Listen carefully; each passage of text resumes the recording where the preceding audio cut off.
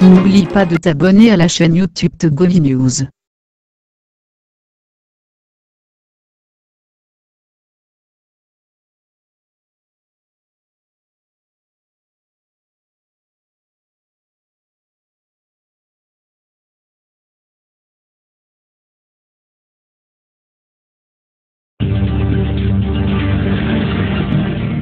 Madame, Monsieur, bonjour, bonjour à tous. Nous sommes très heureux de vous retrouver ce mercredi sur la radio. Taxi Presse ce matin, c'est avec les grands citoyens d'État comme Tchakala Alirou, le patron du journal Courrier de la République, Olivier Adja, afripresse.info, Isidore Akolor, Actu Express et Jean-Paul Agbo à Relaté.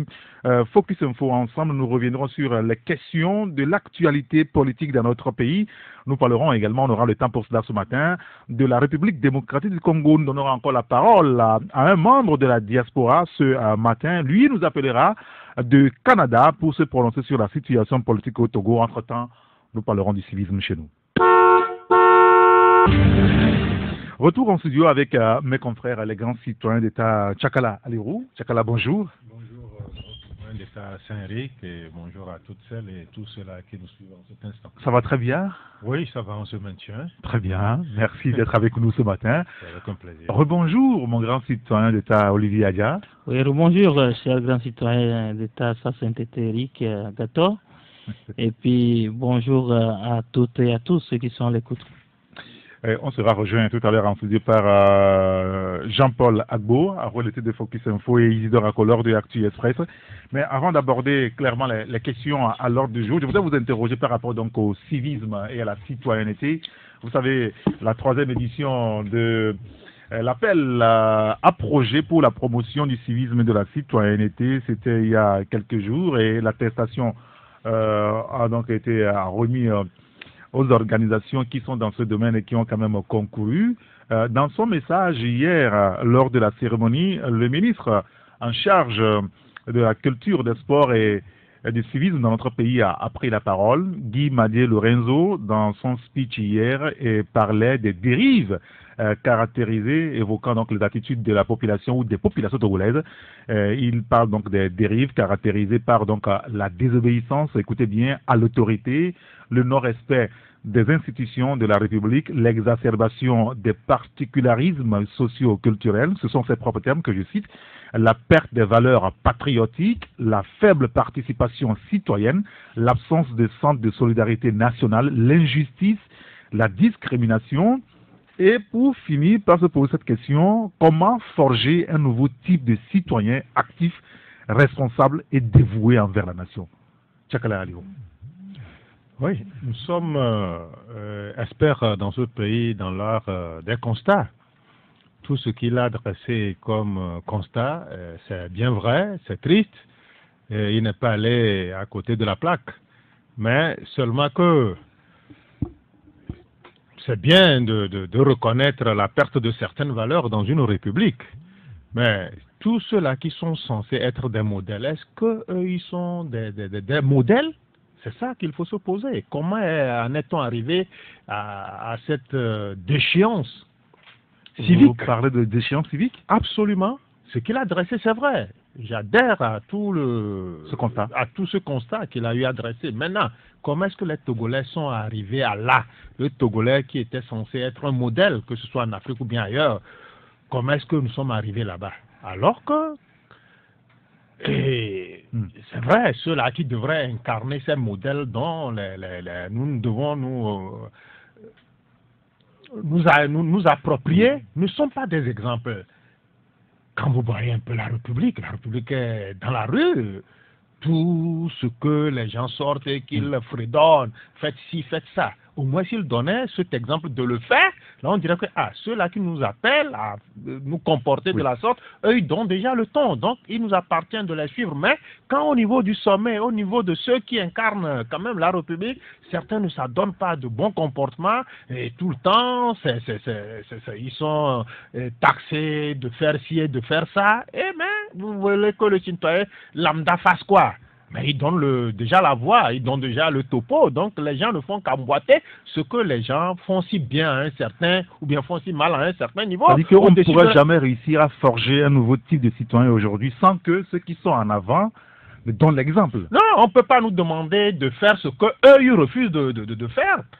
Si, dans le bon exemple, on parle de l'incivisme, on parle de tout ce qu'il a eu à dresser comme constat, c'est vrai, c'est tout à fait, c'est à plus de 100% vrai. Mais il faut qu'il nous donne le bon exemple. Désormais, nous décidons de faire ci. Donc, les autres aussi vont le suivre. Mais quand vous dites que non, la chose publique, elle est sacrée, il ne faut pas toucher, et qu'au même moment, certains se donnent ce vilain plaisir-là de prendre la chose publique comme si c'était leur petite caisse de maison, là, vous voulez que le citoyen lambda se comporte comment? Non, il faudrait quand même qu'ils se disent que non, nous avons échoué à un certain niveau, il faut tout démanteler et reprendre sur des bases très saines, en commençant par nous d'ailleurs.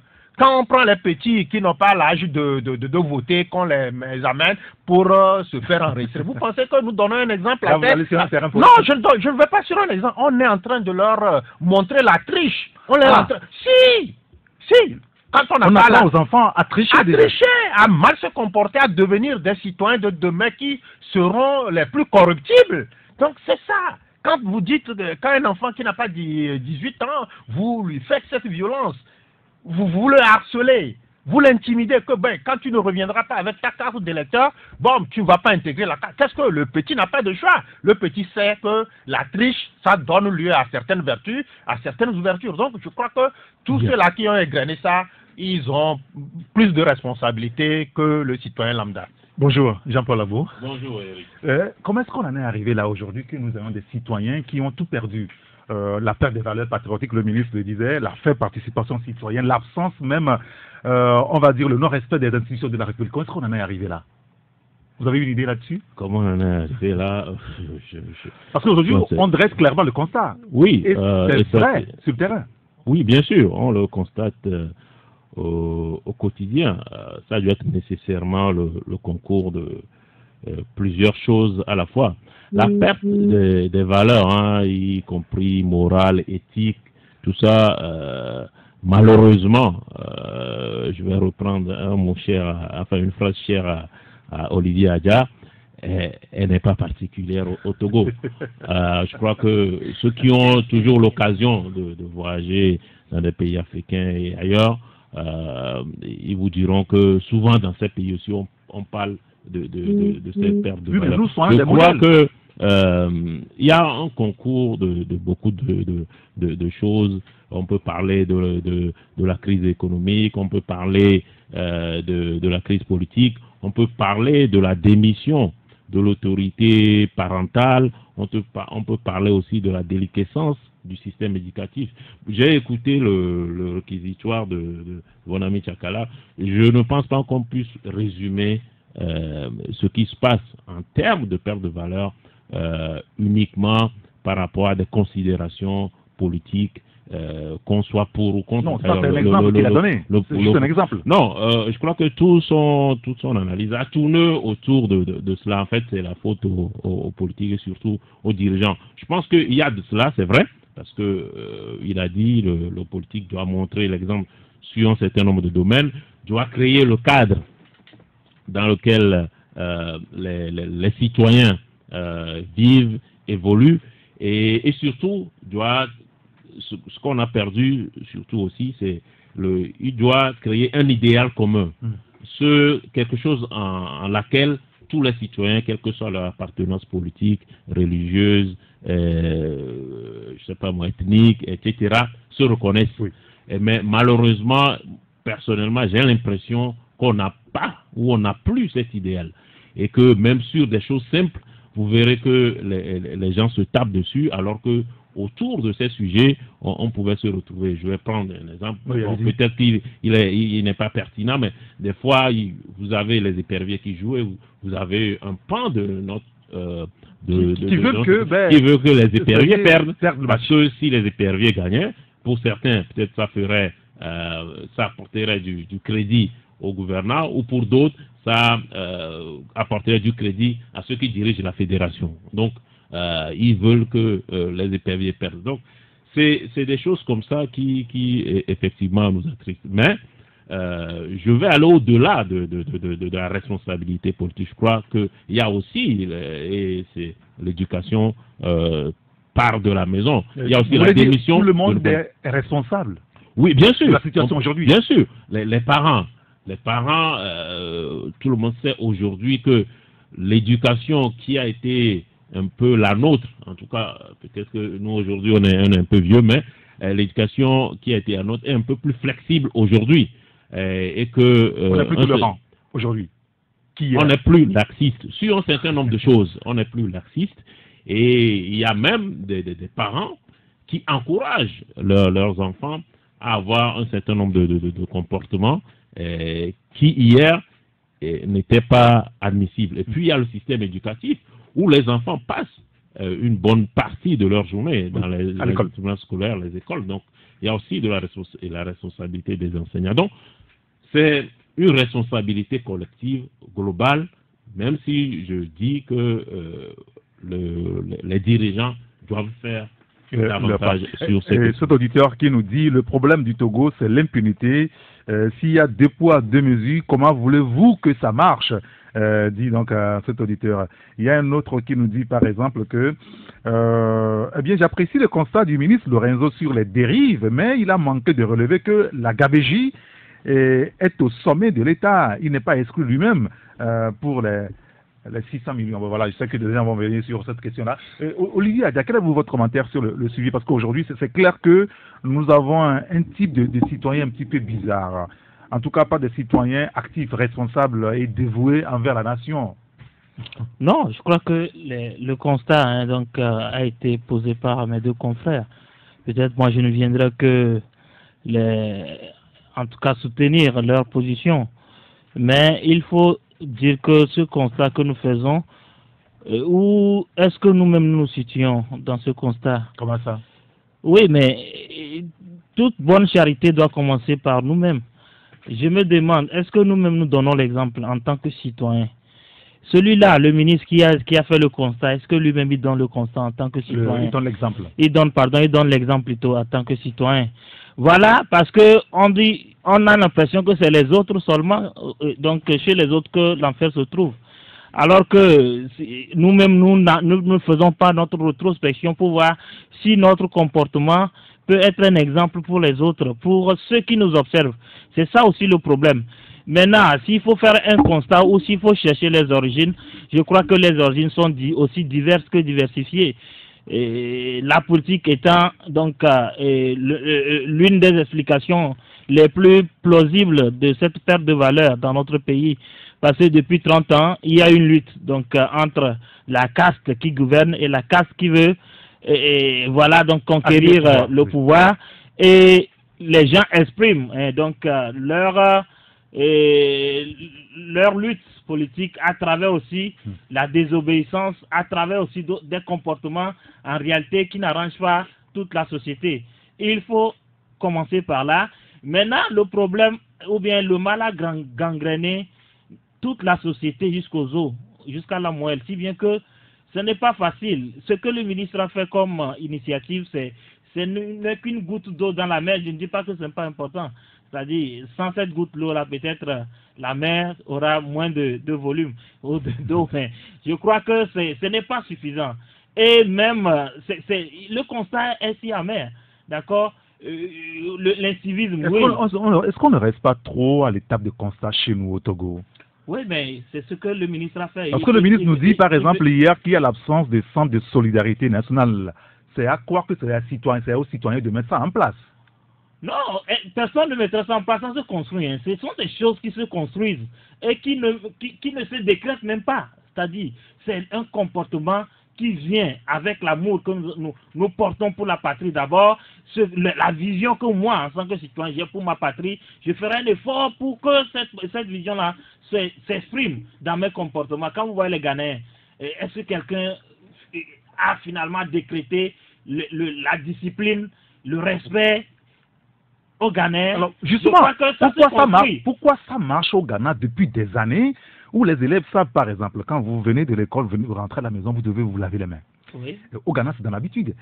Au Ghana, on sait que quand vous sortez dans la rue, vous mangez dans un sachet, c'est rien, mais vous ne devez pas jeter ça dans la rue. Pourquoi vous ne pouvez pas pisser dans la rue? Même si c'est le coin est sombre le soir, vous ne pouvez pas le faire. Pourquoi c'est ancré dans la mémoire collective de l'autre côté? Et que chez nous, on s'en moque presque. Non, je crois notre tissu social est vraiment lambeau.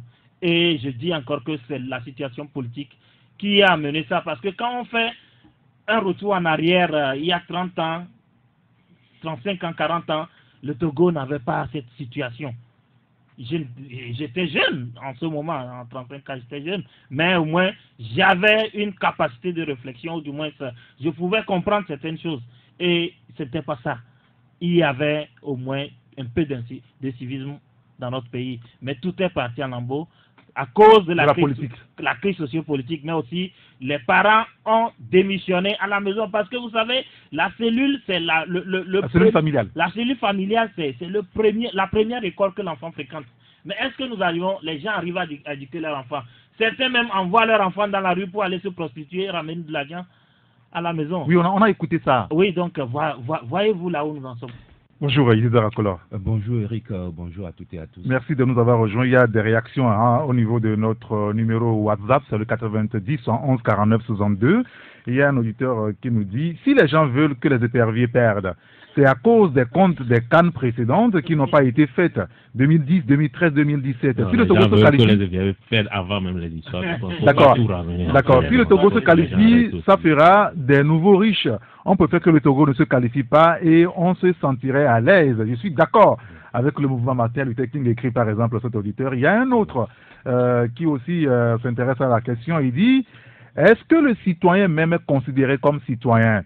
On ne peut pas à chaque fois nier la population à sa majorité, vouloir des résultats de ces citoyens. Vous me suivez dans votre véhicule en arrivant certainement. Donc, quel est votre... Malheureusement, j'ai laissé mon véhicule quelque part là où on essaie de faire la plus évident pour vous. Nous parlons de la citoyenneté, du civisme. On a perdu toutes ces valeurs-là.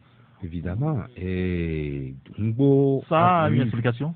Ça a une explication. Et Olivier le disait tantôt, qui sont ces Togolais aujourd'hui qui arrivent à balayer devant leur maison, alors que à l'époque c'était une coutume.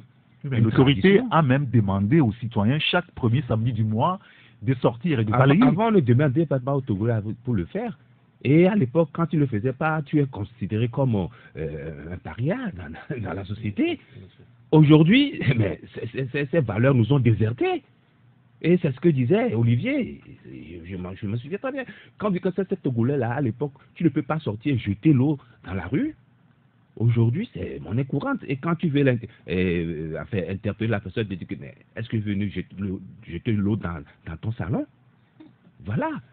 Je crois que l'exemple, c'est qu'il y a une frustration au sein de la population et les gens pensent que... Mais est-ce qu'il faut tout expliquer par ça? Et c'est par là qu'il faut l'expliquer. C'est par là qu'il faut l'expliquer. Et j'étais de ceux que vous faisiez la référence en tant la voirie qui existait. Quand on était tout jeune, il y avait la mairie qui s'occupait d'enlèvement des ordures. Il suffit seulement de mettre ta poubelle devant chez toi et puis on vient ramasser. Aujourd'hui, mais on en est arrivé à des tricycles ou bien quoi là? Oui, qui ramassent les ordures. Les ordures, alors que ce paiement qui était un exemple, un exemple dans la sous-région qui a été transporté dans d'autres pays à l'époque, mais on a perdu toutes nos valeurs. On a perdu toutes nos valeurs. Et je voulais, vous vous souvenez, quand Ngbo était arrivé, il a institué quelque chose. Dans la presse qu'il faut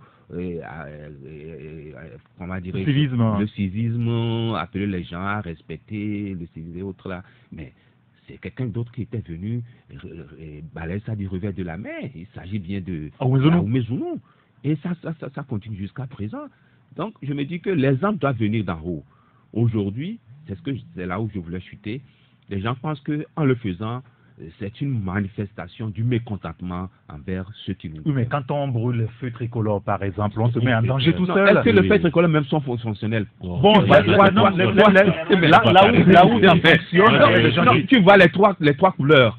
Mais il y a un autre commentaire, il y a un autre auditeur qui nous dit que c'est un problème d'ordre social. Le respect ou la citoyenneté est faussé à la base. Ce qui crée la division sociale. L'enfer, c'est pas seulement les autres pour être d'accord avec Olivier Adja. Oui, Tchakala Ali, vous donne la parole à Jean-Paul Etienne pour ton sujet. Non, c'est vrai. Vous savez, quand je disais tantôt que bon, les constats, ils sont souvent très bien dressés dans ce pays, mais bon, c'est la mise en œuvre de tout ce qui peut concourir à changer le cours des constats qu'on a dressés, c'est ça qui pose problème. Sinon, la dernière fois, quand vous avez énuméré toute cette série de constats faits, maintenant, qu'est-ce qu'il a proposé comme approche de solution? Quand on fait un constat, il faut souvent des approches de solution. Et il appartient aux citoyens de dire que oui, nous adhérons pleinement à l'antidote que tel a donné pour guérir tel ou tel autre mal. Alors, je vous pose la question du ministre, parce que là, hier, il s'est posé clairement la question. Comment est-ce qu'il faut aujourd'hui former un nouveau type de citoyen responsable vis-à-vis de l'État? Non, il faut... Qui est dévoué vers la nation, envers la nation. Mais les programmes scolaires, quand on était tout petit déjà, au cours primaire déjà, moral, c'est ça, vous commencez par ça. Éducation civique et morale. Vous commencez par ça. Tous les lundis, de lundi jusqu'à vendredi, les premières heures sont consacrées à ça. Qu'est-ce qu'il faut faire? Comment est-ce qu'il faut traverser la route? Comment est-ce qu'il faut respecter autrui? Quand vous voyez une personne plus âgée... Aujourd'hui, vous voyez des collégiens traverser d'une façon maladroite la rue. Non, comme s'ils étaient dans leur salon d'ailleurs. C'est incroyable, ils sont en kaki, mais ils étaient dans leur salon. Déjà, on nous apprend. Même il y a la pratique. Déjà, au CP1, vous sortez, on sort les élèves et puis on vous dit, bon, voilà comment est-ce qu'il faut. Est-ce qu'on le fait jusqu'alors? Rares sont ces établissements-là qui le font. Maintenant, quand vous voyez une personne âgée, comment est-ce qu'il faut s'adresser à cette personne? Comment est-ce qu'il faut dire bonjour, bonsoir à une personne? Maintenant, on ne confond plus. Vous pouvez voir quelqu'un, il te dit tu, et vous lui dites, mais vous écarquillez les yeux, vous dites, mais comme si on était des copains de classe. Bon, il y a beaucoup de choses. Il faut commencer par là. Les programmes scolaires, il faut que ça commence par là. Apprendre certaines bonnes manières aux enfants. On ne vole pas. Mais ici, on pond des enfants et les soirs, vous les voyez en face des supermarchés. Bon, on tend la main. Mais quand vous n'avez pas les moyens de subvenir aux besoins de vos enfants, n'en faites pas. Faites ce que vos moyens vous permettent. Mais quand vous les livrez comme ça, c'est fini. L'enfant comprendra que la mendicité aussi, c'est une vertu. On vous harcèle. Vous êtes en train de prendre votre pot. Vous voyez des enfants venir vous troubler, tout ça là-dedans. Il faudrait que ça commence par le bas. Il faudra aussi, quand vous dites que avant les Togolais balaient leur chose, il y avait cette histoire des services d'hygiène là, qui verbalisaient les gens. Oui. Et Pierre Cornevin, l'historien, le célèbre historien, dit que la qualité première des Togolais, c'est la propreté.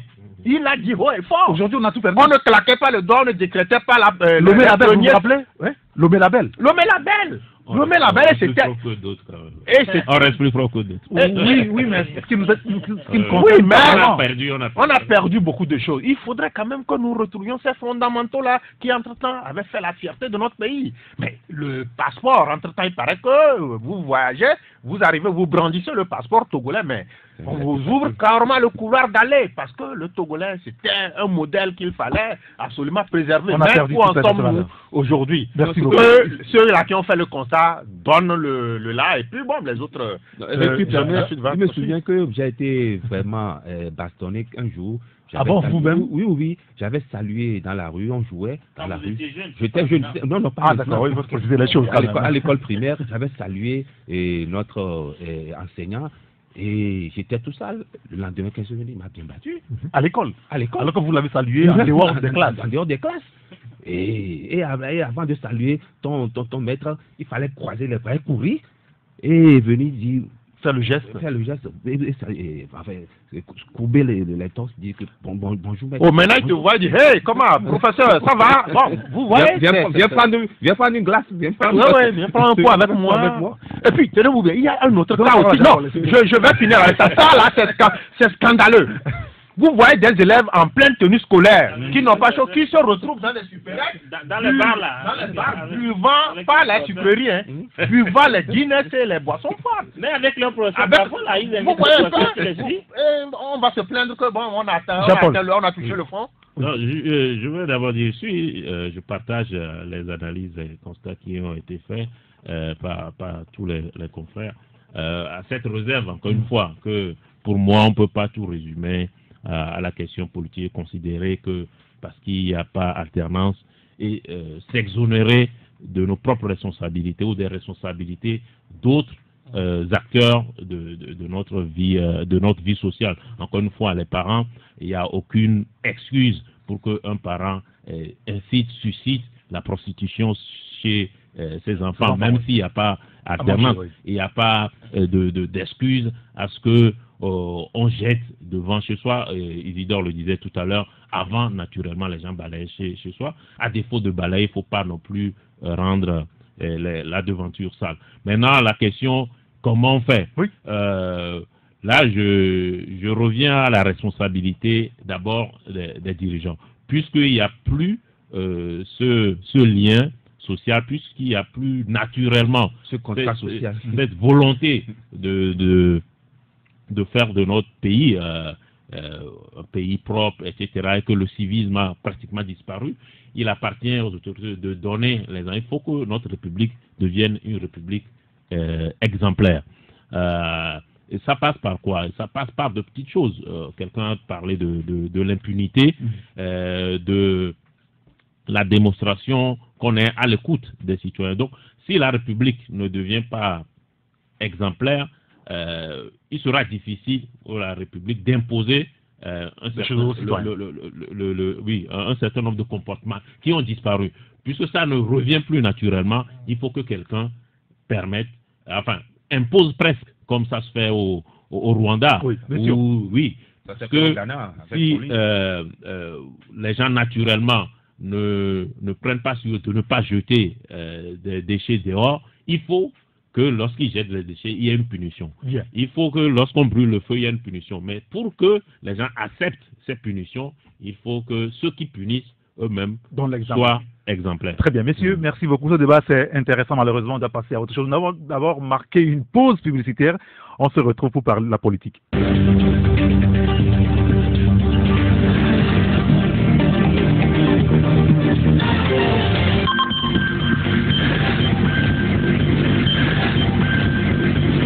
Retour en studio pour la seconde partie de Taxi Presse avec Tchakala Alerou, Olivier Adia, Isidore Akolor et Jean-Paul. Vous voulez placer un autre mot sur justement le sujet? Oui, j'avais oublié un des acteurs importants, c'est les hommes d'église, qui doivent constituer aussi des modèles, des exemples, puisqu'ils doivent montrer l'idéal qui mène vers Dieu, tout ça.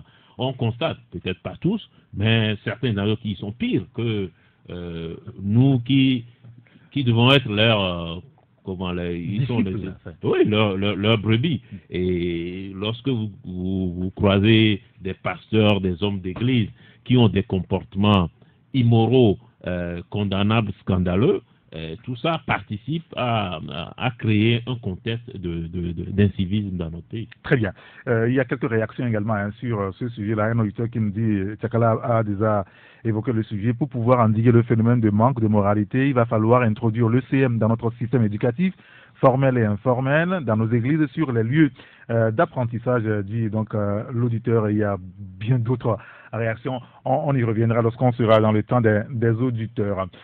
Parlons maintenant de la politique, même dans d'abord commencer par la République démocratique du Congo, avec ce qui se passe depuis quelque temps.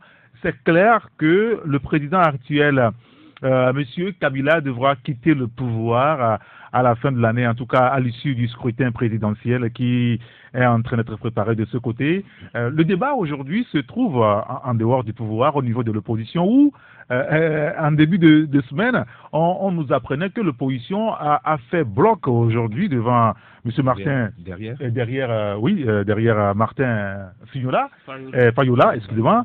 Et curieusement, il y a deux qui ont dit, bon, écoutez, nous, notre base n'est pas d'accord, Caméré notamment, et comment est-ce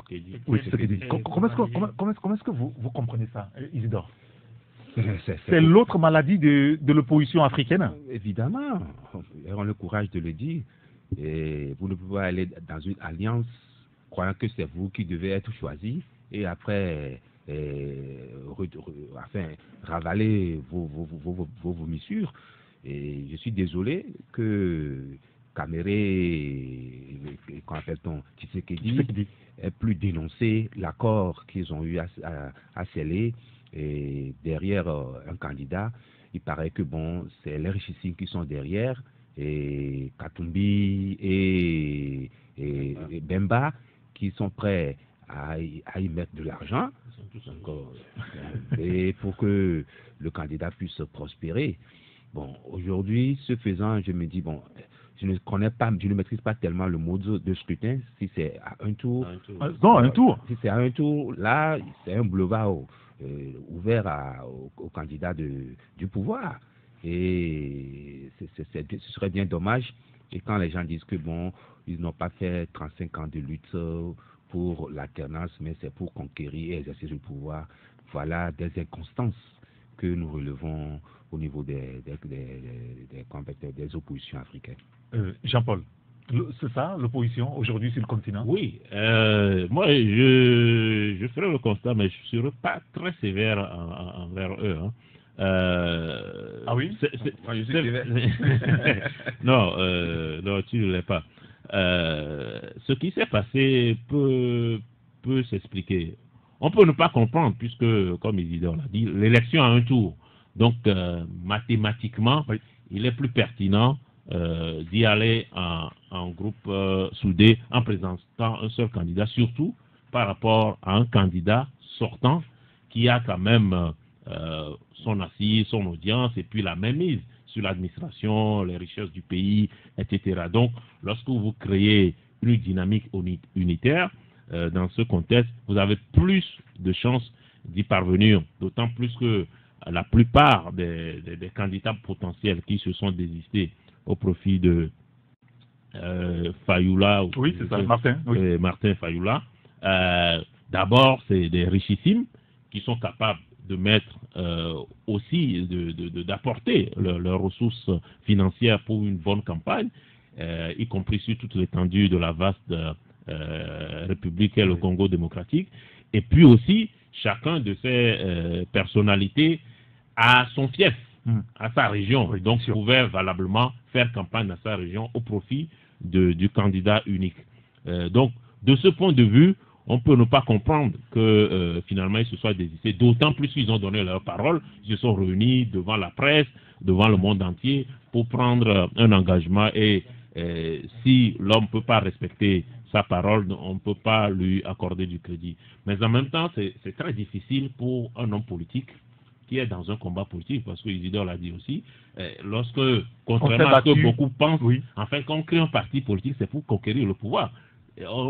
C'est pas une ONG, c'est pas pour comment creuser. Mais même temps, quand on est en crise, c'est différent, la réflexion. Oui. Ça, c'est ce que, lorsqu'on n'est pas acteur politique, c'est ce qu'on pense, ou c'est ce que les acteurs politiques racontent aux citoyens. Lorsqu'on crée un Bemba, n'a pas créé son parti politique pour creuser des puits à RDC ou pour aider les malades. Il a créé son parti pour conquérir le pouvoir.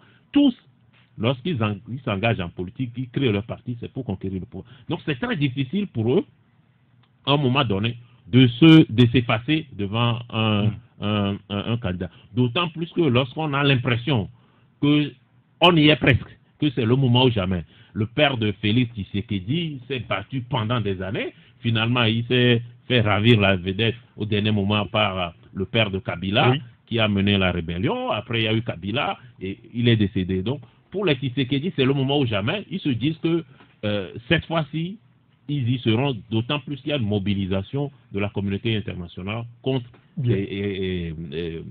Kabila, le pouvoir sortant. Donc ils se disent que c'est le moment jamais. Donc s'effacer, c'est pas facile. Vital Kamerhe, pareil.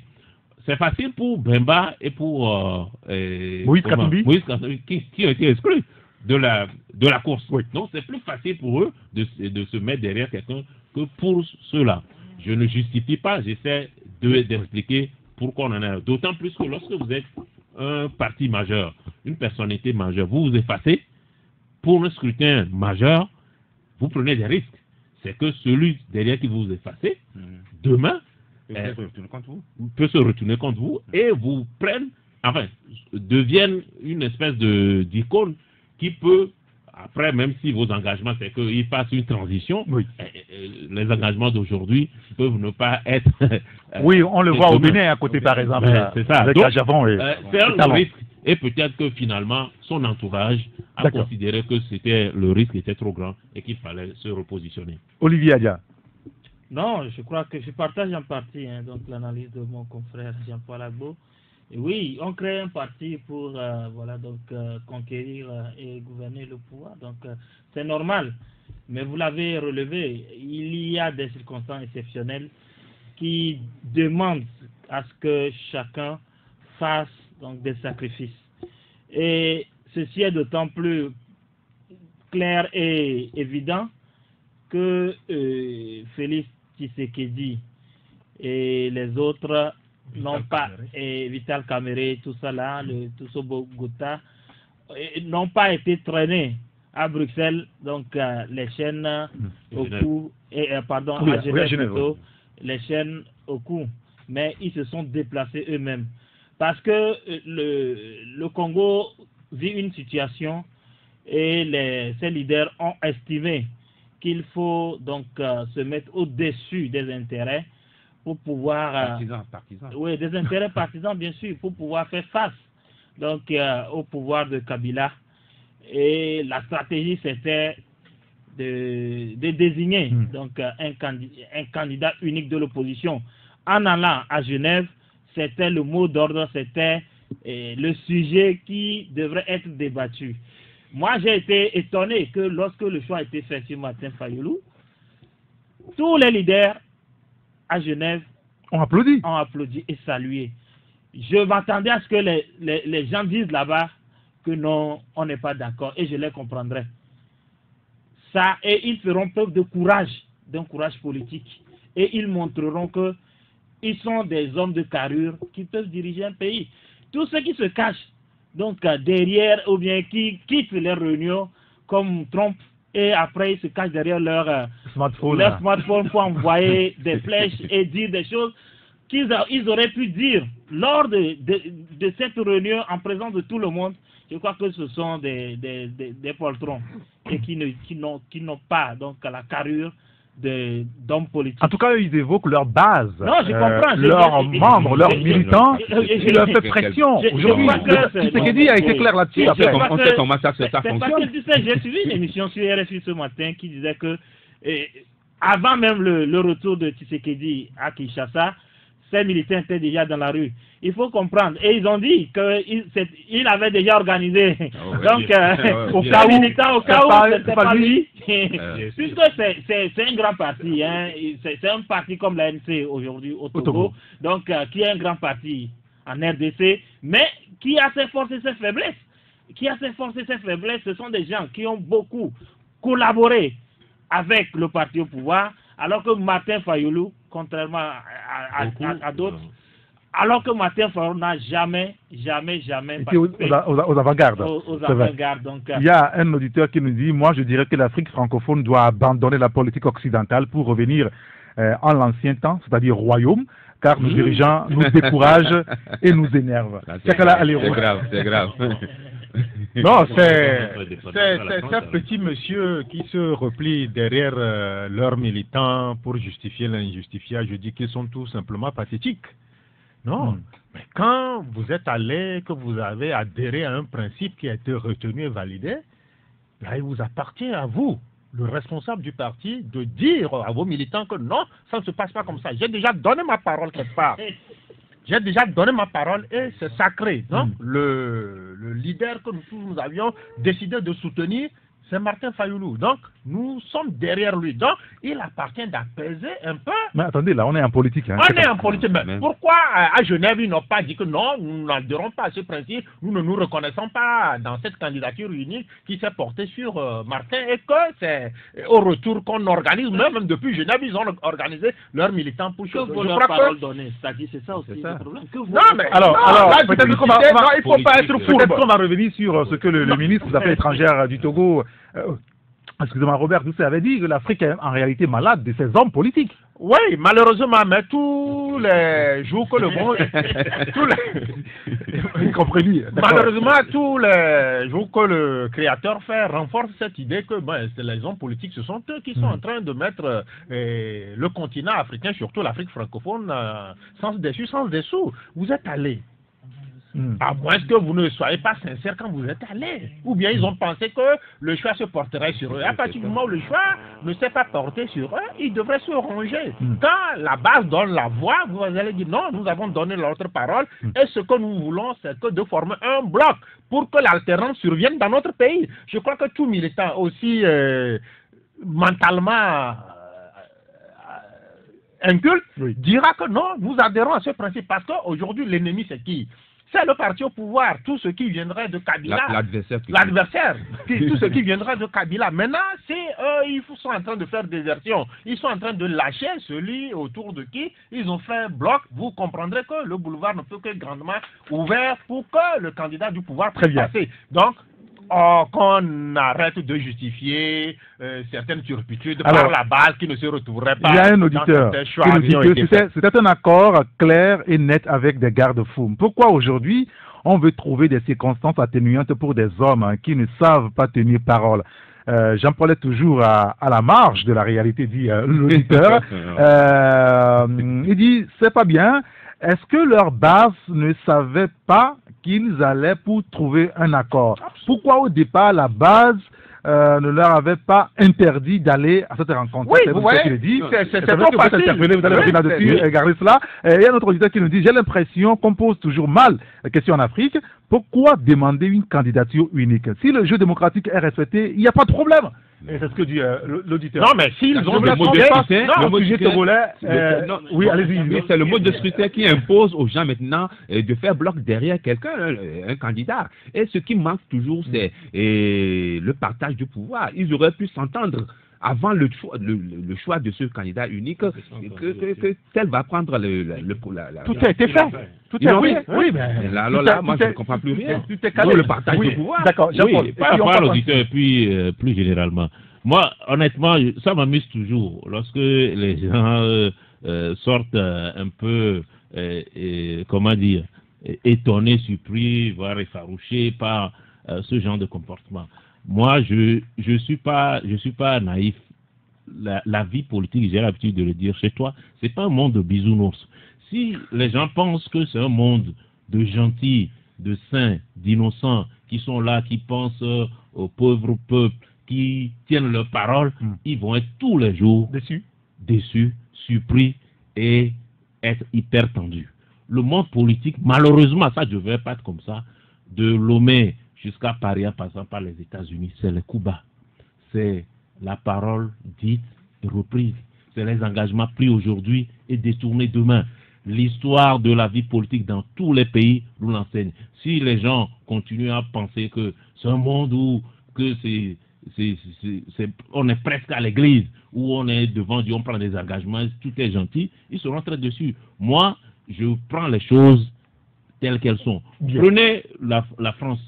Ils parlent du fait que c'est l'alternance et tout ça. Les hommes politiques ont leurs calculs. Vous prenez en France, en 81, Jacques Chirac, qui était de droite, a préféré susciter, encourager la victoire de François Mitterrand, parce que dans sa propre stratégie, il fallait mieux pour lui que ce soit quelqu'un de gauche qui passe, plutôt que d'aller jusqu'à des fins. Donc, c'est des calculs politiciens.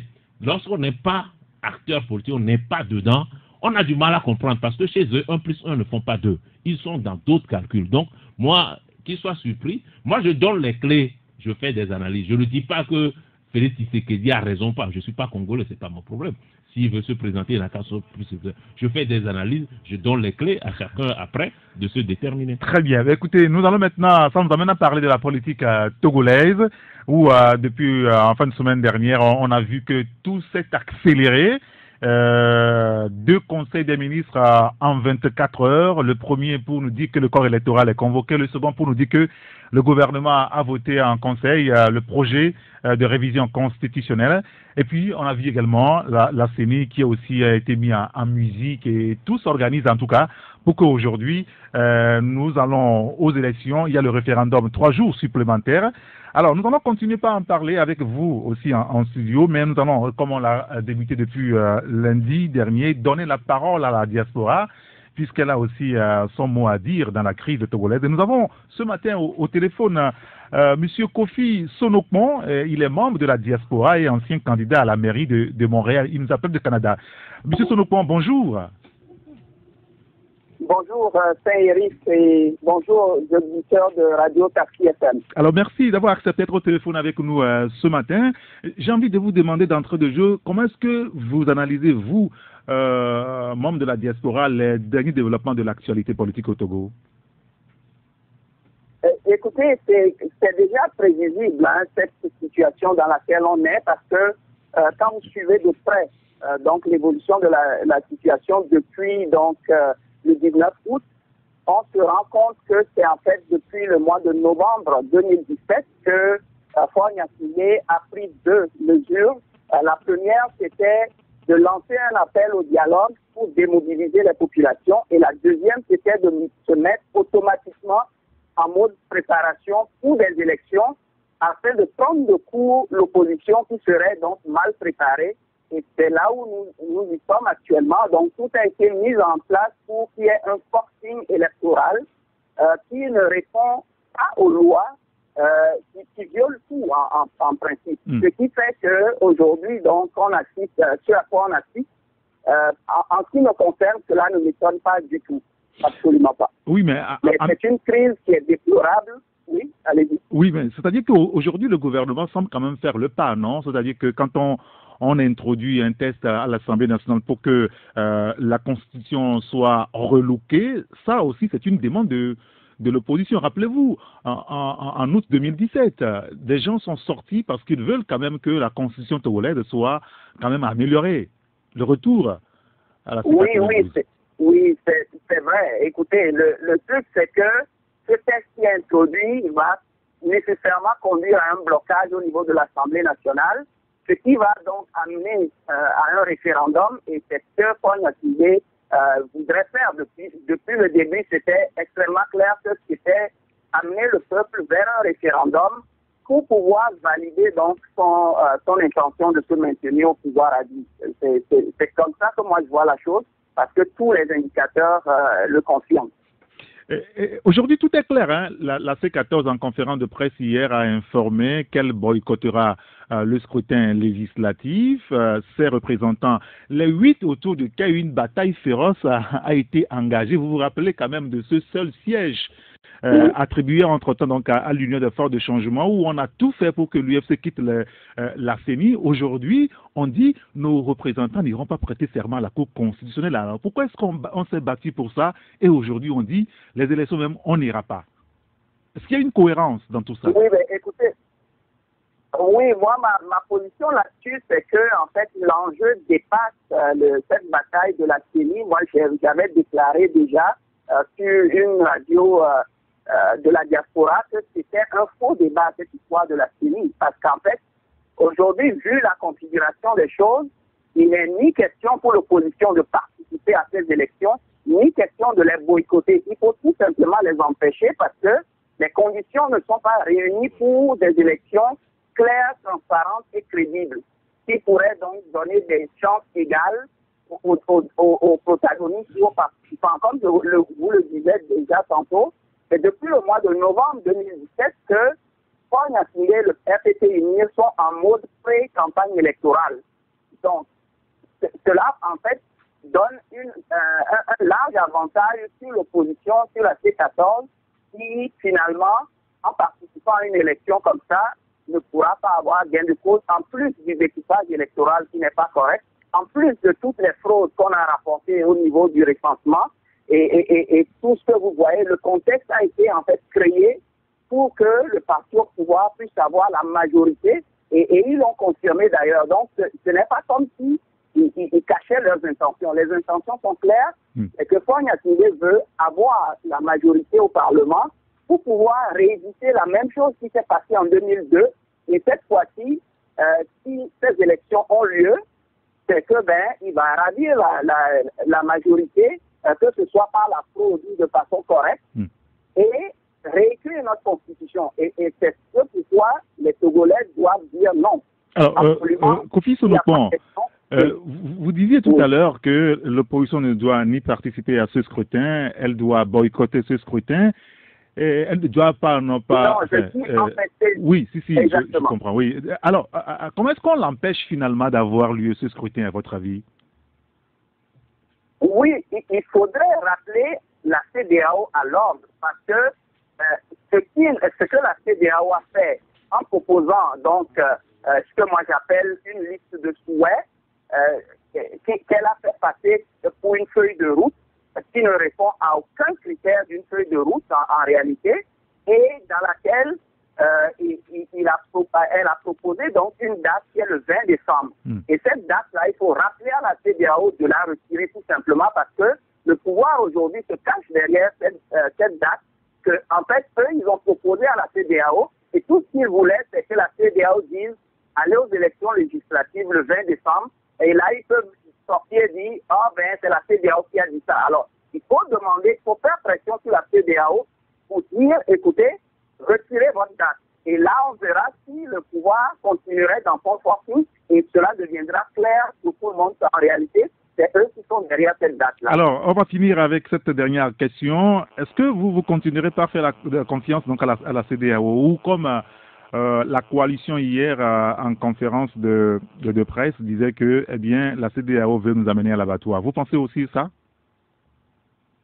Ah oui. Et dans cette crise, la CEDEAO a démontré suffisamment qu'elle est une organisation incompétente, irresponsable et tout simplement inutile, en ce qui concerne le Togo en tout cas. Parce que quand on se rappelle ce qui s'est passé en 2005, où elle est intervenue pour pousser, donc permettre à Paul Nyakige de participer à une élection présidentielle, de laquelle il était normalement disqualifié à cause du coup d'État militaire qu'il a fait. Et aujourd'hui, elle revient à la charge où donc, au lieu elle donne une liste d'épicerie qu'elle fait passer pour une feuille de route. Elle ne fait même pas le suivi pour que tout ça soit appliqué, soit mis, les conditions soient créées pour les élections. Et elle veut pousser quand même le peuple togolais à aller à une élection législative qu'on sait tous qui est truqué et frauduleux à l'avance. Et donc, on ne peut pas accepter cela.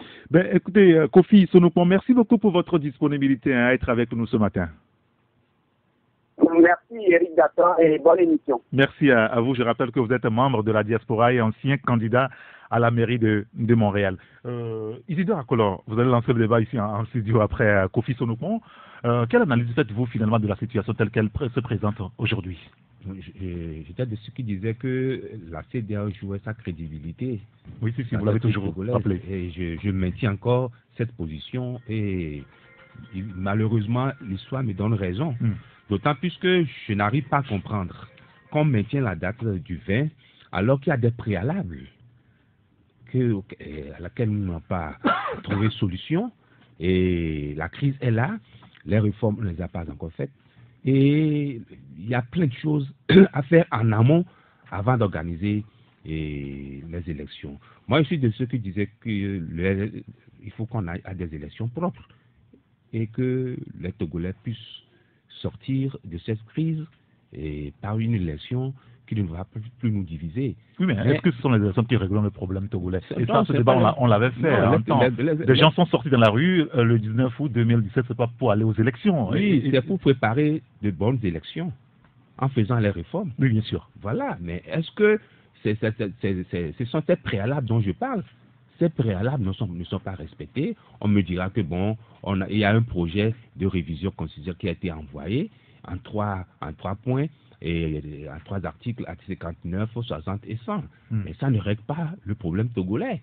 Et quel sens nous donnons aux législatives si on ne met pas, on ne révise pas l'article 66 qui donne la prérogative au président de la République de nommer le Premier ministre qu'il veut. Non, dans la majorité parlementaire.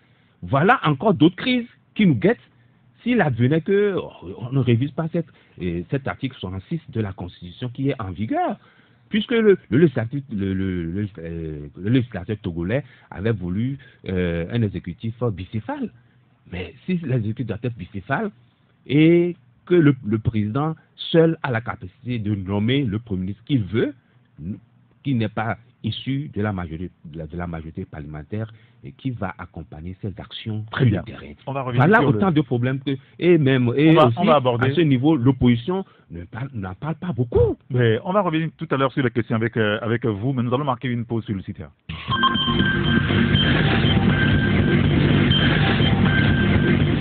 Il est 12h02 sur Radio Taxi FM Lomé. Nous émettons en direct du Togo à Agbalete, de Grand Loin de la Haute Autorité de l'Audiovisuel de la Communication, avec Tchakala Aléo, Olivier Adja, Jean-Paul Agbo et Isidore Akolor. La liaison avec la rédaction de Taxi FM est établie. Bonjour Jean-Marie Leblanc. Bonjour Eric. Merci de nous avoir rejoints. Vous êtes au programme pour Taxi Midi, 12h45. Quel est le contenu de votre journal, Jean-Marie? Eh bien, trois principales informations retiennent l'attention. Primo, la méfiance de la C14 vis-à-vis de la CEDEAO. Eh bien, la coalition durcit le temps et fustige le processus électoral en cours. Elle annonce par conséquent son retour dans les rues. Secondo, aujourd'hui, 14 novembre, journée mondiale du diabète. Entre complications et moyens de prévention de la pathologie, on retrouve Dr Serge Kodio. Il est d'ailleurs l'invité de Taxi Midi. Tertio, les statistiques officielles de haute qualité pour assurer la transparence, la bonne gouvernance et le développement inclusif. Eh bien, la communauté africaine célèbre la statistique le 18 novembre prochain. Voilà annoncé donc les couleurs de Taxi Midi. 12h45 avec Jean-Marie Leblanc sur Taxi FM. Merci beaucoup Jean-Marie, à tout à l'heure.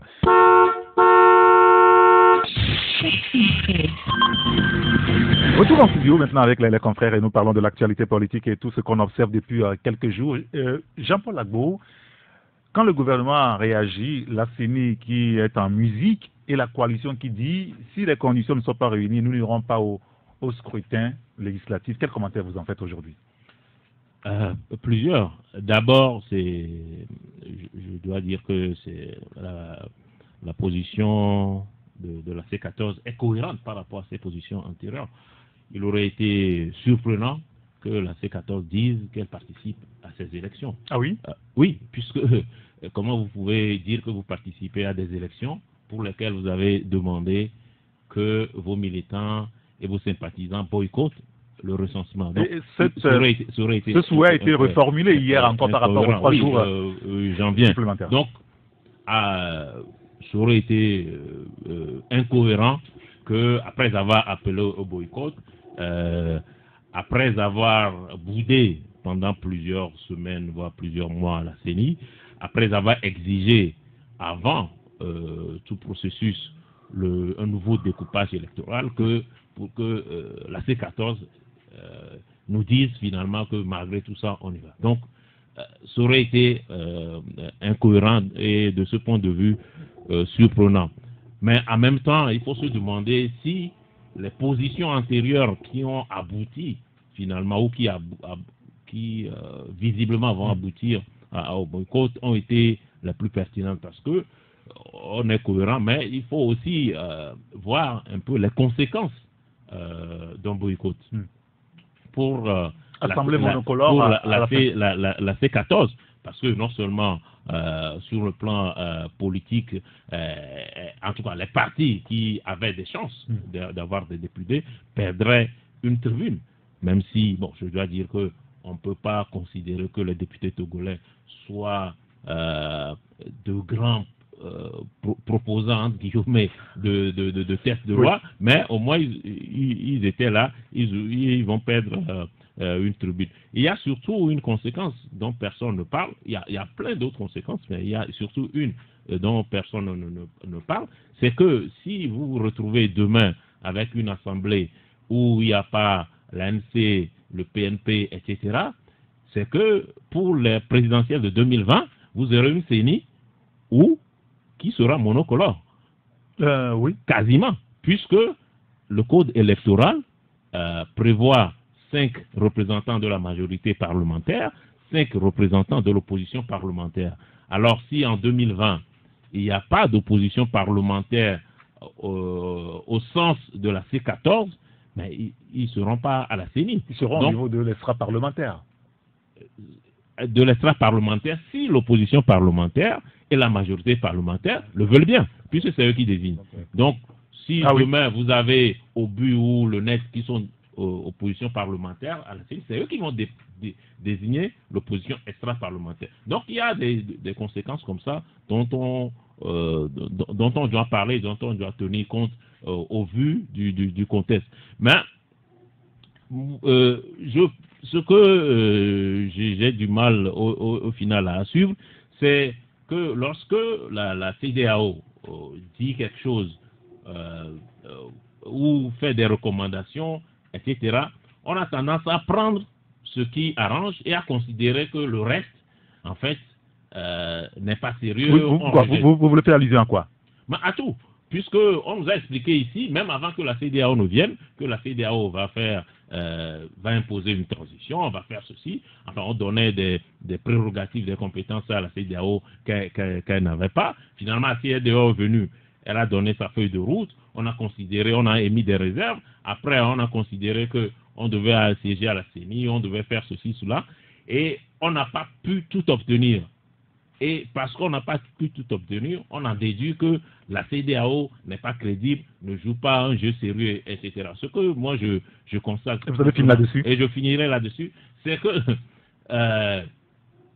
lorsque la CEDEAO pose un acte qui ne va pas en faveur de la C14, on considère que la CEDEAO est vendue, c'est pas sérieux. Lorsque des journalistes font des analyses, des commentaires qui ne leur sont pas favorables, on considère qu'ils sont vendus. Lorsque les diplomates oui, on a vu leur communiqué hier. Leur communiqué qui n'est pas, en gros, favorable au boycott ou à la position on considère que c'est des vendus.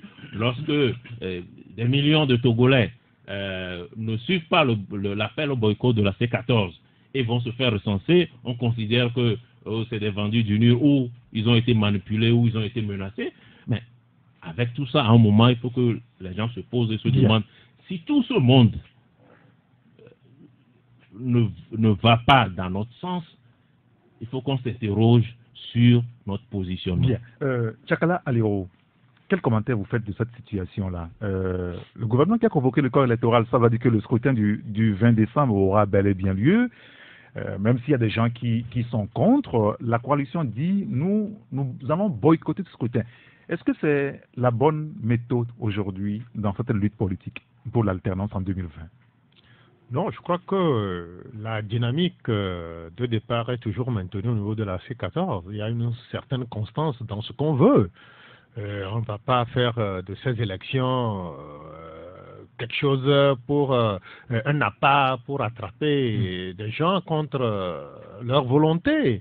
Et vous savez, depuis que cette crise est née, nous avons donné la voix pour appeler au secours, pour que les gens viennent nous aider à gérer cette crise. Et au nombre des antidotes, la tenue des législatives. Mais avant la tenue des législatives, je crois qu'il y avait des préalables quand même qu'on se devrait de respecter. Les réformes notamment. Aujourd'hui, le gouvernement vient de produire une pièce à l'Assemblée nationale. Quand les prémices sont mal posées, je crois que la suite ne va pas donner des résultats probants. Mais quand vous prenez le recensement tel qu'il a été fait dans la zone 1 et 2, nous avons eu à dénoncer quelque chose. Nous avons vu des images qui nous ont choqués. Nous avons vu des doublons, un seul individu qui a 4. Aujourd'hui, est-ce que ce fichier-là a été épuré? Est-ce qu'on a un fichier électoral comme ça pour convoquer? Mais on ne va pas, parce que compte tenu du temps, parce qu'on a comme fixation le 20 décembre, ou comme si les élections ne se tenaient pas, le Togo va cesser d'exister et on va aller. Mais vous voyez un peu ce que la CENI fait, c'est une cacophonie. Ça ne répond à aucune logique. On pense se communiquer et on fait les choses de façon approximative. Quand on dit que non, mais on convoque des choses, le corps électoral. Mais le corps électoral, il faut le convoquer sur une certaine base. Est-ce qu'aujourd'hui, on a le fichier électoral en bonne et due forme? Non. Est-ce qu'on l'a? On l'a pas encore, puisqu'il y a encore 3 jours de recensement. On passe les choses dans de bonnes conditions. Ce n'est pas parce que la CEDEAO a parlé du 20 décembre qu'on doit courir à perdre à l'aide, même en ne faisant pas les choses dans les normes. C'est ça qui est tout triste. Nous voulons, c'est vrai. La CEDEAO a dit 20 choses. Pourquoi c'est cette date du 20 seulement qui semble intéresser certains? Et bon... Oui, mais il faut aller vite. Mais il faut aller vite, mais bien. Il faut aller vite, mais bien. Est-ce que nous sommes en train d'aller bien? On est en train de bien faire les choses. Quand vous voyez, 3 jours de recensement, par rapport à quelle dynamique? Entre-temps, c'était 2 zones. Si tant est que vous avez senti qu'il faut accompagner et il faut quand même soigner ce qui a été raté de par le passé par rapport à un certain boycott. Mais 3 jours pour une session de rattrapage en faisant de tout le Togo une zone unique. Vous pensez que les gens vont adhérer à cela? C'est donner son onction par rapport à tout ce qui a été posé déjà au début. Donc je ne vois pas la C14 être dans cette posture-là. On ne peut pas cracher, ravaler la chose. Vous la comprenez? Absolument, c'est une constance. Ils sont logiques avec eux.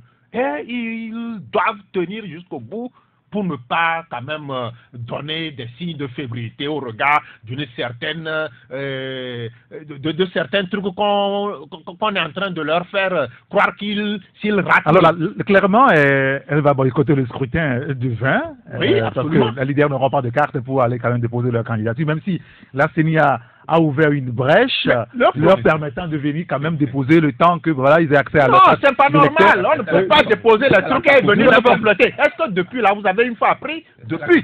C'est pas la première crise que nous vivons. Non. Mais en pleine crise, on a organisé des élections. Est-ce que la CENI s'est comportée comme elle se comporte aujourd'hui avec des largesses qui choquent quand même tout? On est en crise là. La largesse demandait pas la facilitation. Non, la largesse demandée par la facilitation, mais la facilitation de pêche.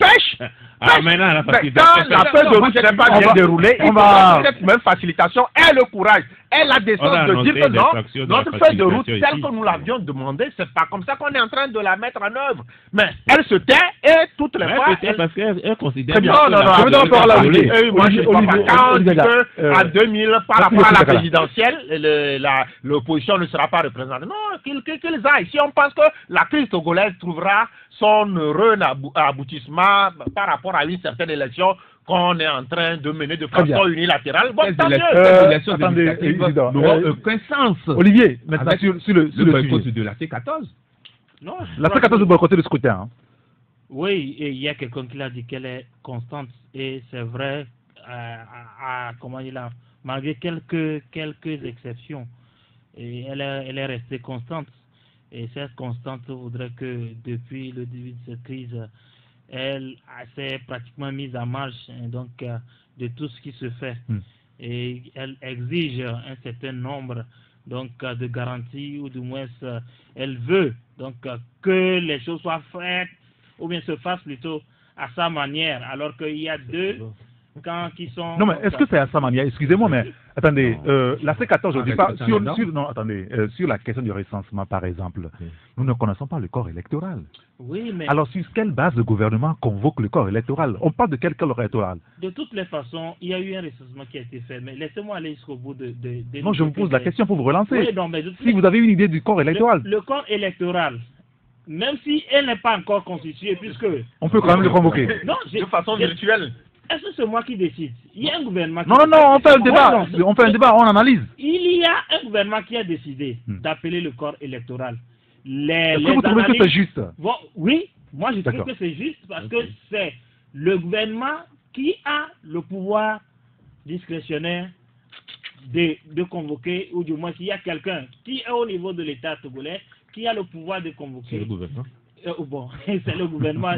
Peut-être que... Non, c'est le gouvernement. Le pouvoir discrétionnaire, oui, c'est ce que le texte dit. Discrétionnaire de convoquer le corps électoral. Il n'existe pas. Donc, il a convoqué. Certains disent que ça n'existe pas.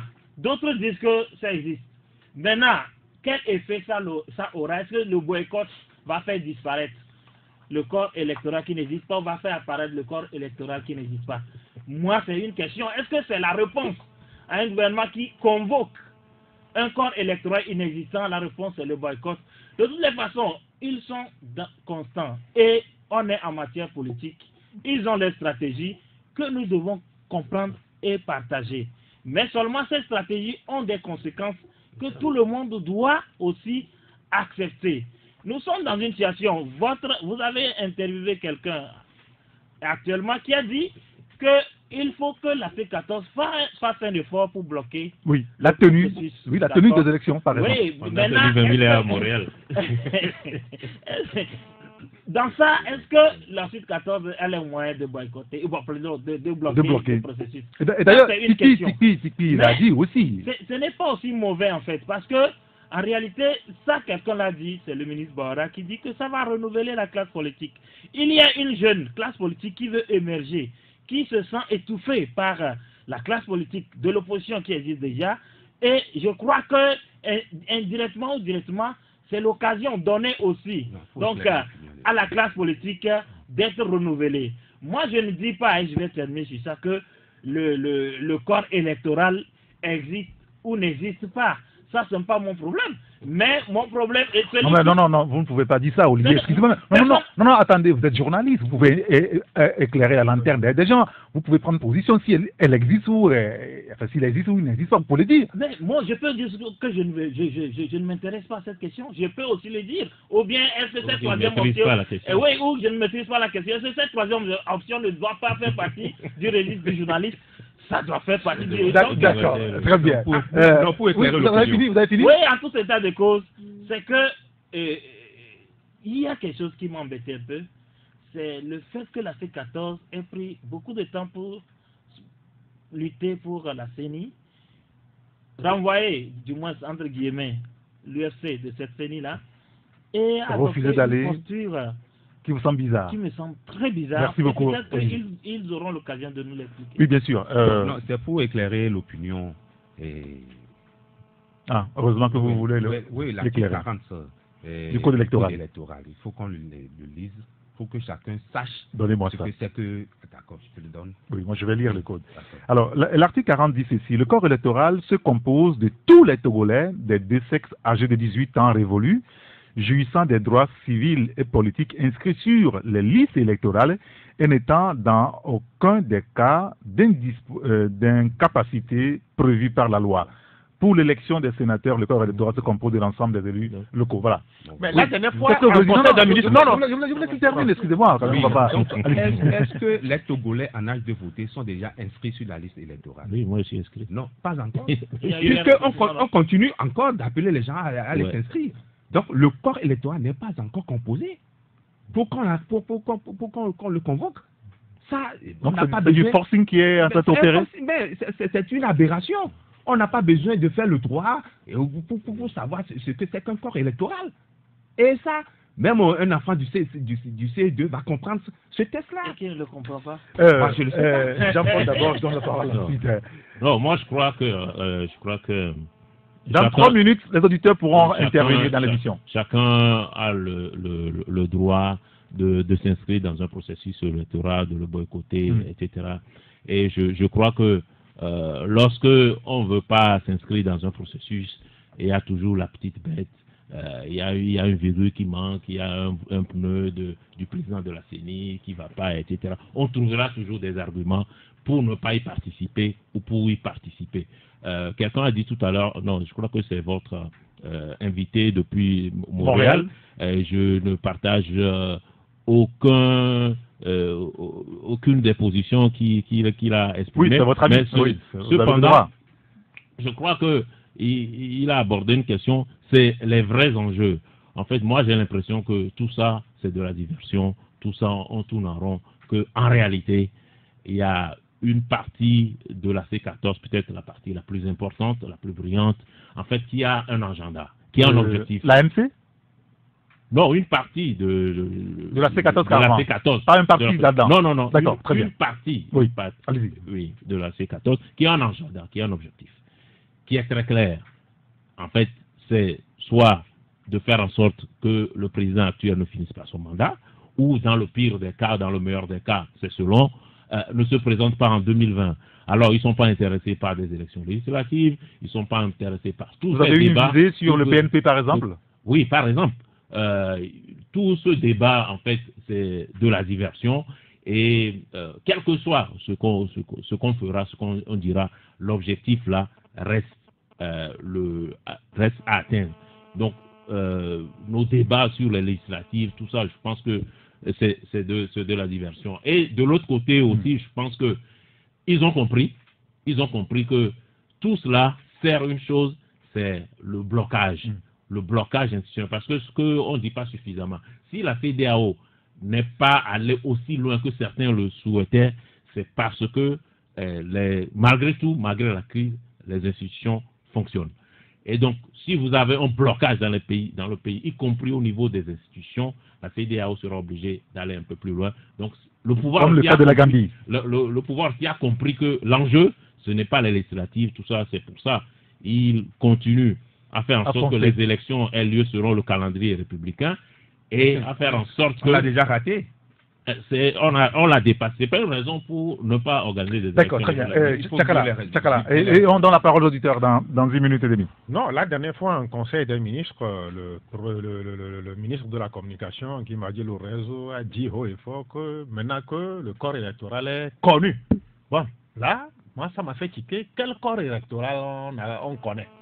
Ça, je crois que là-bas, ça a capoté et les esprits niais ne pourront même pas mordre à ce qu'il a dit. Maintenant, on tente dans certains milieux de nous faire croire que non, l'opposition ne veut pas aller aux législatives. Tout ça. Oui, les législatives, l'opposition s'inscrit dans cette dynamique, dans cette logique-là, mais pas à n'importe quel prix. C'est pas parce que la CEDEAO a parlé du vin et que, même si les conditions ne sont pas réunies, c'est parce que par rapport à l'appel de la CEDEAO disant que non, les Togolais doivent aller aux urnes le vin, que les gens s'empressent d'aller, même si au bout du fil, on fait la part belle à un seul parti. Non. Quand on sort, on écoute certains, c'est comme les gens ne veulent pas aller aux législatives. La C14 n'est pas... Oui, elle veut. Elle n'a jamais dit qu'elle ne veut pas de ces élections. Mais des élections qui ne s'apparentent pas vraiment à quelque chose de transparent, à quelque chose qui soit équitable et que tous les partis partent sur des mêmes chances de réussite. Là, on ne peut pas aujourd'hui adhérer à la logique du pouvoir actuel avec son allié que j'appelle la CEDEAO. Parce que il faut être clair et il faut être constant dans son qu'on veut. La CEDEAO a énuméré tout un chapelet de conditions à remplir. On n'a pas seulement dit qu'il faut répondre à un certain rendez-vous qui a été fixé sur la date du 20. C'est ça qui m'indispose quand j'entends certains parler.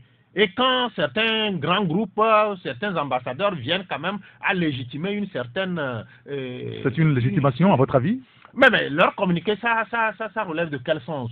Ça relève de quel sens? Si tant est que les élections viendront à résoudre tout le problème que nous avions connu, alors tant mieux qu'ils accompagnent ceux-là qui veulent aller et que ceux-là qui ne veulent pas aller par rapport à certaines raisons qui me semblent suffisantes là, n'ont qu'à la boycotter. On ne va pas faire de ces élections-là un épouvantail et pour Merci dire beaucoup. que non, s'ils ne le font pas, ils vont rater beaucoup de choses à l'avenir. Non, c'est pas ça. Le prix à payer, c'est le boycott, pour que les choses se fassent dans de bons sens. Et nous allons maintenant commencer par prendre donc, les auditeurs qui peuvent nous appeler en direct pour donner leur point de vue de la situation politique dans notre pays, ou même on a parlé en début d'émission du civisme et du moral. C'est sur le 93, 96, 99, 99 ou le 99, 20, 09, 59. Alors, si vous faites le choix de nous envoyer un WhatsApp, notre numéro WhatsApp, c'est le 90, 71, 49, 62. Allô?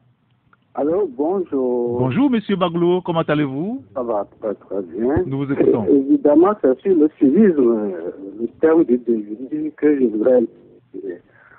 Tout à l'heure, vous utilisez les mauvaises manières en ville.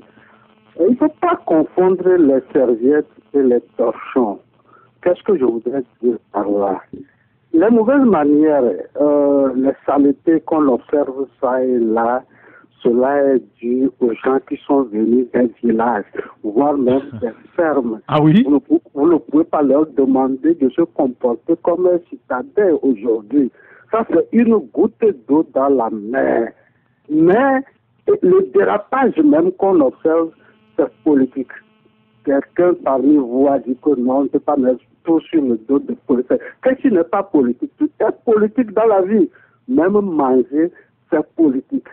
Ce matin, je disais quelque chose à, comment il s'appelle, Tiaté, qui disait entre-temps que si jamais l'UFC quittait la CENI, il cesserait de faire la politique, il serait moine, il ferait faire le tour du monde. Et beaucoup d'auditeurs, et il s'est excusé, il a présenté son mea culpa. et les auditeurs l'ont félicité parce qu'il a été humble.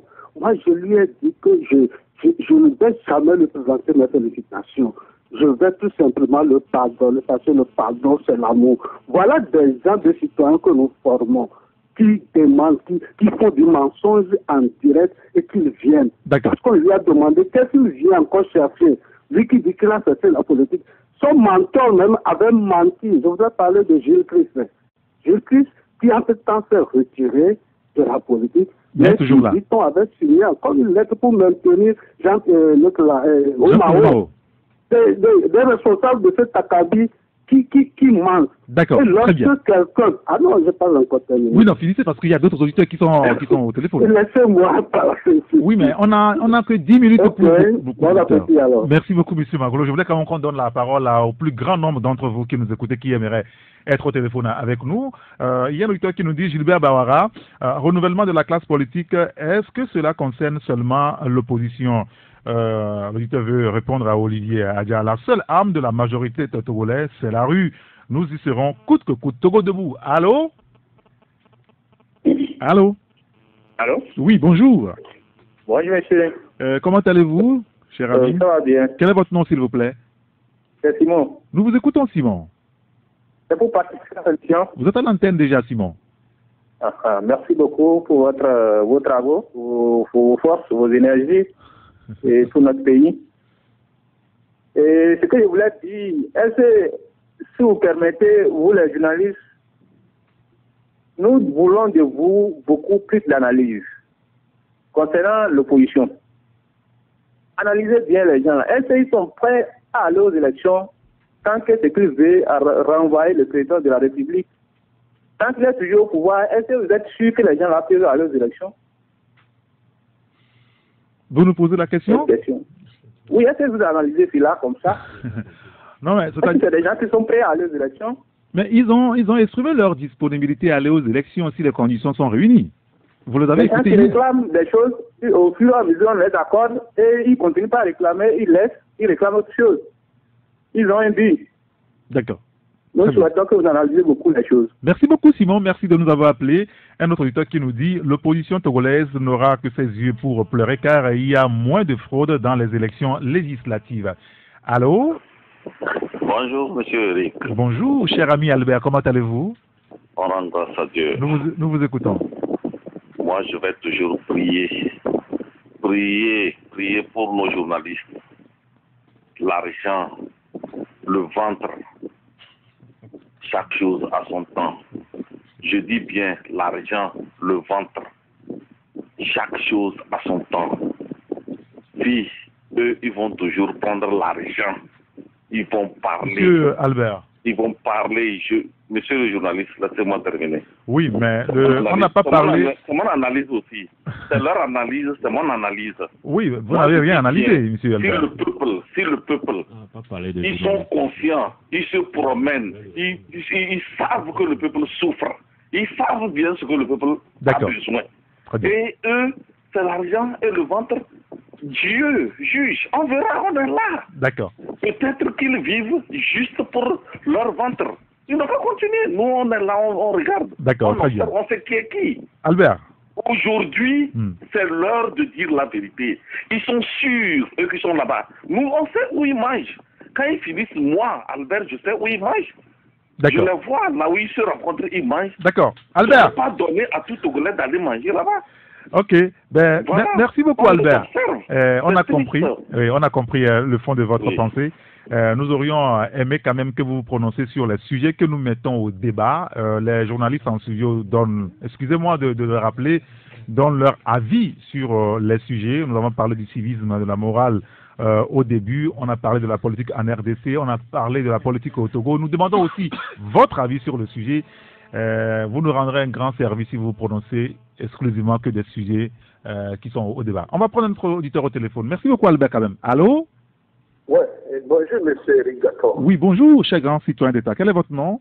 C'est Rachad. Rachad, nous vous écoutons. Oui, et je veux ouvrir une parenthèse. Et on s'est dit que les auditeurs ne doivent pas s'attaquer aux journalistes. Et que normalement, les invités aussi ne doivent pas s'attaquer aux auditeurs. On se met d'accord là-dessus. Parce que quand un journaliste commence par commenter en s'attaquant à un auditeur, il y a problème. Donc, je refais une parenthèse, mais parce que si c'est comme ça, nous, quand on va parler, c'est pour les agresser. Non, personne ne va agresser personne, excusez-moi, Rachad. D'accord. Et ce que moi je veux dire, oui. Monsieur Éric Gator, là où on est aujourd'hui, en âme et conscience, la feuille de route, est-ce qu'elle est en train d'être exécutée? La feuille de route de la CEDEAO, elle est en train d'être exécutée. On dit de recomposer la CENI, la Cour constitutionnelle. Et c'est devant la Cour constitutionnelle, normalement, que les membres de la CENI doivent aller et prêter serment. Ça n'a pas été fait. Qu'est-ce que vous voulez que les gens, les membres aillent faire? Et malgré tout ça, là, les gens pensent que il faut toujours mettre tout sur l'adversaire. D'accord. En tout cas, nous, on est là, on suit.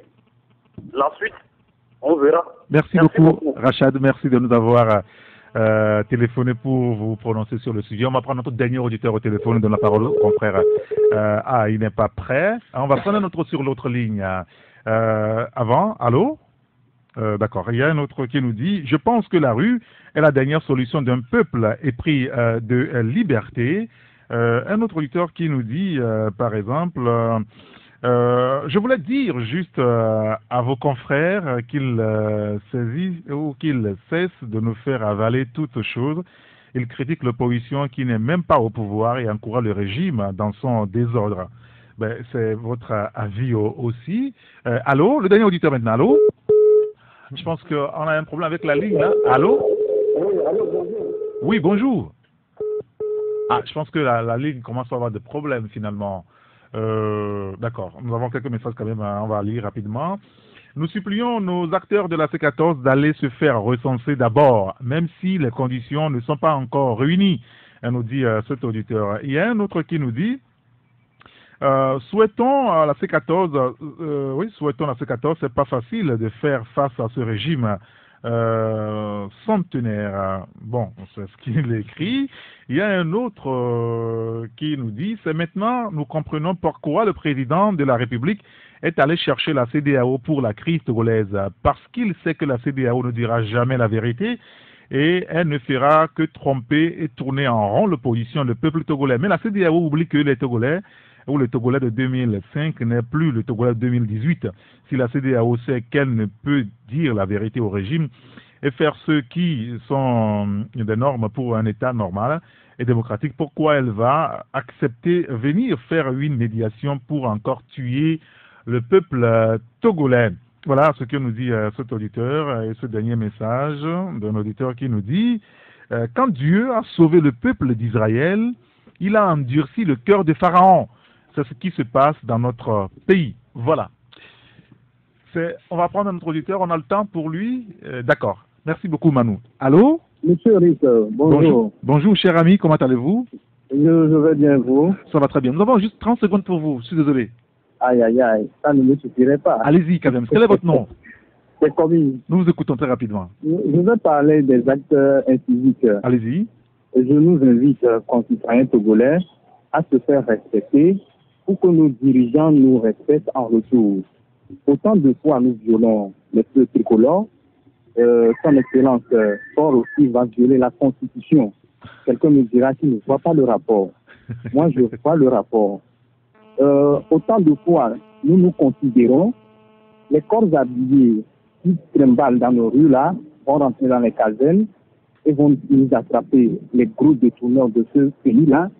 Et le président de la République serait obligé à respecter la Constitution parce qu'il a des citoyens qui sont vraiment éduqués et bien sensibilisés. Deuxième point, vous êtes permis à faire des analyses pendant la semaine qui m'a énervé. Pourquoi? Le journalisme se positionne sur des faits. Il y a un communiqué de la CEDEAO qui circule. Est-ce que vous avez lu tout le contenu du communiqué? Un communiqué dans lequel il y a des fautes d'orthographe et des fautes de grammaire. est-ce qu'une communauté régionale peut prendre un tel communiqué pour un pays, notre Togo? Vous revenez à la fin, on ne signe pas le communiqué. Non, et pourtant, malheureusement, excusez-moi, le communiqué est authentique, puisque les deux parties quand même ont reconnu ce communiqué-là. La CEDEAO, oui, mais commis, excusez-moi, peut-être que vous ne le savez pas, mais la CEDEAO vient à l'instant même de publier ce communiqué sur son site officiel. Maintenant, voilà. Si le communiqué est truffé de fautes, ça, c'est pas notre problème. L'authenticité du communiqué. Oui. Est-ce que lorsque le vrai est sorti, est-ce que vous avez rebalancé le vrai? C'est sur le site. C'est le même communiqué. Moi, je connais le site de... Allez-y, vérifiez. Allez-y sur le site. www.ecowas.int. Oui, si, allez-y. Retournez. Très bien. Comme ça. Oui, terminez justement. Ce que le G5 a dit tout à l'heure. Vérifier le contenu de l'information de G5. On a vu le co-qualificateur guinéen Alpha Condé et les partis du Togo. On a mis le Ghanéen. Le Ghanéen où? D'accord. C'est ça le règlement de la crise togolaise. C'est comme ça on prend le problème togolais. Et nous, Togolais, on est complaisants, on pense que c'est bon, c'est l'idéal. Allons-y. D'accord. Nous sommes là. D'accord. Monsieur Komi, merci beaucoup de nous avoir appelé, d'avoir quand même porté votre avis sur le sujet. Je vais commencer par vous, on va conclure. On est en train de conclure comme ça. Olivier. Non, en 30 secondes, il faut dire que ce débat qui concerne l'authenticité des documents, moi, ça m'étonne. Parce que pour vérifier un document, si c'est pour la CEDEAO, on a la commission de la CEDEAO ici, plutôt sa représentation. On a le site de la CEDEAO, on a les numéros donc, de la CEDEAO, du siège de la CEDEAO, on a beaucoup. Ce n'est pas sur les réseaux qu'on confirme ou comment il a. Oui, mais c'est sur les réseaux qu'on a balancé d'abord quand même. Hein. C'est normal qu'on puisse s'interroger. Ce n'est pas seulement ce communiqué qui pose problème. Tous les documents qui sortent aujourd'hui au Togo, les gens, des spécialistes des réseaux sociaux, ne les authentifient jamais, mais ils ne vont pas aussi nous dire qu'ils ont vérifié là où il faut et que voilà le vrai et voilà le faux. Ils sont dans la passion. De deux, et je vais terminer sur ça, c'est que je crois que si la démocratie que nous voulons construire pour demain, pour certains, il y a une partie des citoyens qui n'ont pas le droit de parler, qui n'ont pas le droit d'exprimer leurs idées, alors je crois que ces gens-là sont dangereux pour notre société et c'est eux plutôt qu'il faudrait combattre et faire vite enlever de ce pays parce que moi, je lutte pour une démocratie plurielle où chacun a droit à la parole et dit ce qu'il veut sans considération du ventre, puisque celui qui parle du ventre, lui aussi, il a un ventre, il mange chaque jour, il trouve les moyens quelque part. Merci beaucoup, Olivier Adia, Isidore Akolor. Non, c'est pour exhorter le peuple togolais, comme j'ai eu à le faire dès la publication de la feuille de route. Il revient au peuple togolais de prendre ses responsabilités et exhorter ceux qui veulent nous militants. Non, alors tu permets. Moi, parce que il ne faudrait pas accepter ce que les autres n'aiment pas chez eux et exhorter la communauté internationale et les facilitateurs à prendre au sérieux le problème togolais. Parce que je ne vois pas en quoi ils vont cautionner ce qui n'est pas normal et on va demander aux Togolais de l'accepter. D'accord. C'est en cela que j'en appelle à une mobilisation du peuple togolais. Jean-Paul. Non, moi D'accord, ok. Non, moi je vais pas commenter tout ce qui a été dit. Je vais calmement mais fermement dire quelque chose par rapport aux auditeurs qui appellent et surtout regretter demander instamment à l'animateur que tu as à la radio de ne pas permettre que des gens appellent pour menacer les journalistes. Moi, je n'accepte pas qu'on m'appelle pour menacer. J'ai le droit de dire ce que je veux. C'est pour ça qu'on m'a invité ici. Ceux qui sont chez eux, qui ne partagent pas ce que je dis, qu'ils souffrent que je le dise parce qu'on m'a invité pour ça. Parce que si c'était ici aussi, il dirait quelque chose avec lequel je ne suis pas d'accord. Donc, j'accepte pas les menaces. Si quelqu'un est chez lui, il considère qu'un journaliste n'a pas le droit d'aller manger quelque part parce que c'est d'un certain niveau. Je suis désolé pour lui. Les journalistes sont comme tous les autres citoyens. Ils ont le droit de manger où les autres mangent. Ils ont le droit de boire où tu veux. Donc, la question n'est pas à ce niveau et je n'accepterai pas venir essayer d'entendre des gens me menacer parce que on met le ventre avant, comme l'a dit Olivier. Tout le monde a un ventre. Si lui, il préfère mettre en avant son tube digestif à la place de son cerveau, c'est son problème. Merci. Mais je n'accepte pas que M. Albert notamment me menace parce que je n'ai pas de compte à lui rendre. Parfait. Voilà, je suis clair. Merci beaucoup, Jean-Paul Agbo. On va finir avec vous, sur Foufou. Tchakala. Non, je voudrais que la communauté internationale apprenne à respecter le Togo, à respecter le peuple togolais. Le Togo ne doit pas être le champ d'expérimentation des théories qui ne passent pas ailleurs et qu'ils voudraient l'expérimenter toutes les fois chez nous. On se rappelle de tout ce que cette communauté internationale a fait depuis 2005 jusqu'à aujourd'hui. Si elle ne se ressaisit pas et si elle pense que le Togo doit être, certains doivent profiter de la crise togolaise pour se faire des noms, pour se faire une santé financière, je dis qu'ils se trompent d'époque. Le Togo a évolué, les mentalités ont évolué et que désormais les Togolais se feront respecter. Le Togo ne doit pas être ce pays singulier dans l'espace communautaire où ce que on ne veut pas que ça ait pignon sur rue ailleurs, on veut quand même l'asseoir dans notre pays, ici chez nous. Et ces diplomates aussi qui ne jouent pas un jeu sain là, vraiment qu'ils se disent qu'ils sont trompés de vocation. Un diplomate, c'est celui-là qui est censé prendre une certaine hauteur par rapport à une situation née dans un pays. Mais quand ils viennent prendre parti, là, je dis que c'est tout triste de leur part. Leur fonction ne leur permet pas cela. D'accord. Donc, merci le beaucoup. Togo mérite d'être respecté. Le peuple togolais fera en sorte qu'il soit respecté. Très bien. Merci beaucoup au grand citoyen Tchakala Lirou, Isidore Akolor, Jean-Paul Agbo et Olivier Adia. Merci d'être venus pour le débat de ce matin. Merci aux auditeurs qui ont appelé, ceux qui ont souhaité appeler ou ceux qui ont envoyé des messages qu'on n'est pas arrivé à lire. Merci également à mon cher ami Emmanuel Afanyagwe qui souffre une bougie de plus ce jour. Joyeux anniversaire à lui. Merci à vous tous. Appelez-moi Saint-Irrigator. À demain.